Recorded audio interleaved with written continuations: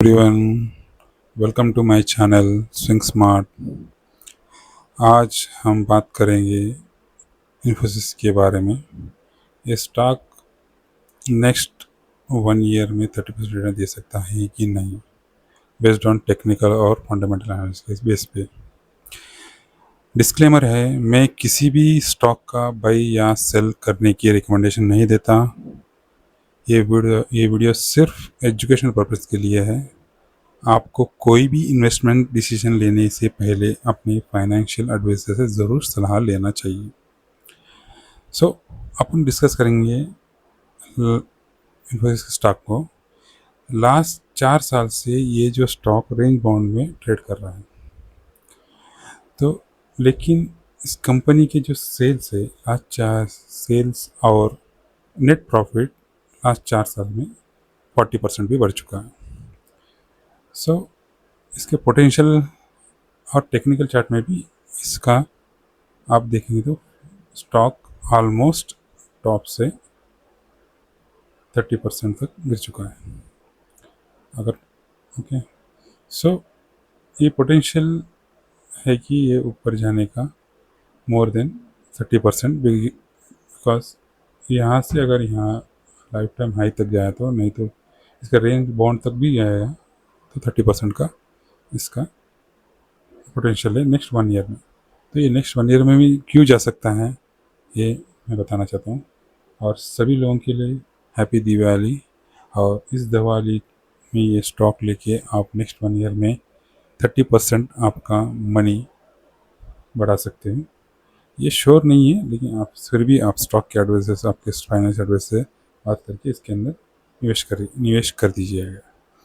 अभी बात करेंगे इसका रेंज बाउंड। आप अगर इसको देखा जाए तो इसका पोटेंशियली एक अच्छा खासा रेंज बाउंड है। आप यहाँ से देखेंगे इसका जो रेंज बाउंड है, यहाँ से ये जो है स्टॉक यहाँ से बाउंस बैक करता है। ओके, यहाँ से लेके अगर इसका जो ऑलमोस्ट यहाँ तक बार बार यहाँ पे ये टच किया है इस लेवल पे, ऐसे तो ये जो है इसको अपन यहाँ पे भी ले सकते हैं। ये यहाँ पे तक ये जाता ही है इसका यहाँ पे। तो अभी इसकी जो रेंज है आप देखा गया तो ऑलमोस्ट ये 44% है, बट ऑलरेडी ये यहाँ पे टच हो गया।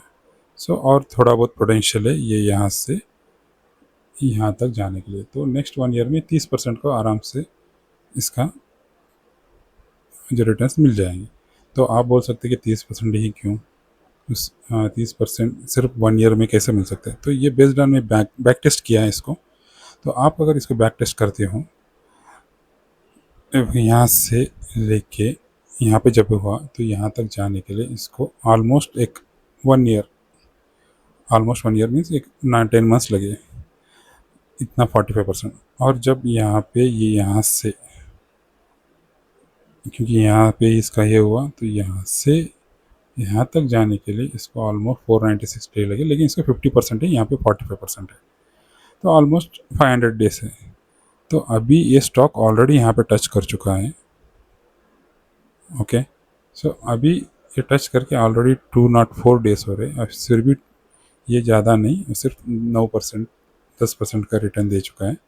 10% का अपन कंसिडर करेंगे इसको 500 डेज तक, जो लास्ट है इसका 495 डेज। तो अपन तो यहाँ तक अगर कंसिडर करते हो 500 डेज तक, तो ऑलमोस्ट बिफोर 19 अगस्त, मतलब 15 अगस्त से पहले ही नेक्स्ट ईयर को अपनी इसका 30% टारगेट अचीव होना चाहिए। ये based on my back testing, और इसको अपना फंडामेंटल सपोर्ट कर रहा है कि नहीं एक बार चेक कर लेंगे। तो मैं ऑलरेडी ये इन्फोसिस चार्ट यहाँ पे screener.in में ओपन करके रखा हूँ। तो आप देखा जाए इसका बुक वैल्यू भी 249, ROC is good 37.5, return on capital employed, promoter holding 14.6। आप देखेंगे एक्चुअली ये 14.6 है कि नहीं, क्योंकि मोर देन 70% रहना चाहिए। 65 also okay, there is no place percent. डेप्ट to equity very nominal, actually 0.0 is very nominal. अभी आपको इसके PE रेशियो देखा गया है तो लास्ट 5 ईयर्स में से ही मीडियन से कम है 27 पॉइंट से, और 3 ईयर्स से भी मीडियन से कम है, और 1 ईयर में भी मीडियन से कम है। सो पोटेंशियली ये स्टॉक ऊपर जाने की पूरी ये है, और ऑलमोस्ट डेप्ट फ्री है, 65 डिविडेंड भी देता है।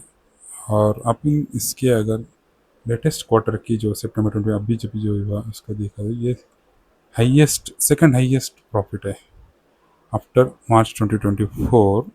सितंबर 2025 में 7375, ऑलमोस्ट सेकंड हाईएस्ट प्रॉफिट है। ये जो स्टॉक 2021 से अभी तक ये रेंज बाउंड में ही चल रहा है। तो अभी देखा जाए तो 2022 से ऑलमोस्ट ये 20% से ज़्यादा यहाँ पे तीन साल में इसका प्रॉफिट में ग्रोथ है, और सेल्स में भी इसकी ग्रोथ है। ऐसा नहीं है सेल्स में ग्रोथ नहीं है, अच्छा खासा सेल्स में ग्रोथ है। और बाकी चीज़ में देखा जाए इसमें कुछ भी ऐसा नहीं है। और ये टैक्स सही तरीके से टैक्स भी पे करते हैं।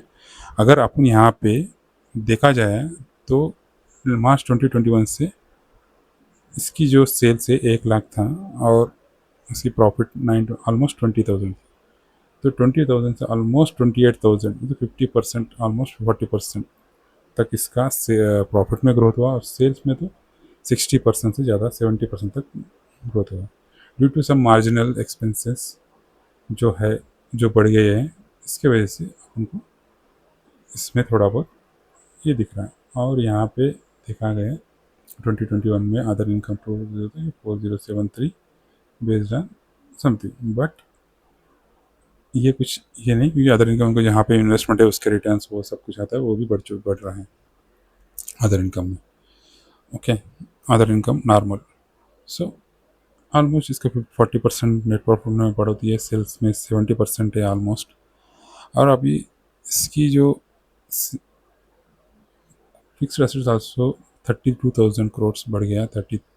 21 में इसका 25,000 था, अभी इसका 32,000 तक फिक्स एसेट पर बढ़ चुके हैं। और CWB में 1124 है करोड़ है। अभी अपन देखेंगे प्रमोटर्स। ओके, प्रमोटर्स होल्ड में 14.30, DS 30 पॉइंट, और गवर्नमेंट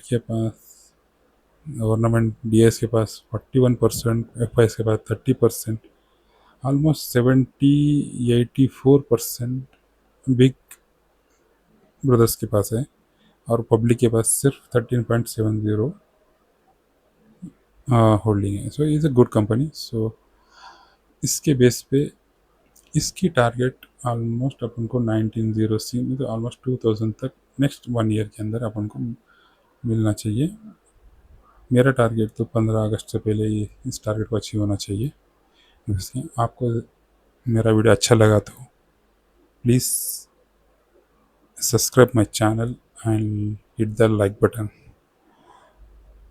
ये मुझे मोटिवेट करता है कि ऐसे ही इन्फॉर्मेटिव वीडियो बनाने के लिए। So please subscribe my channel. Thank you so much for watching.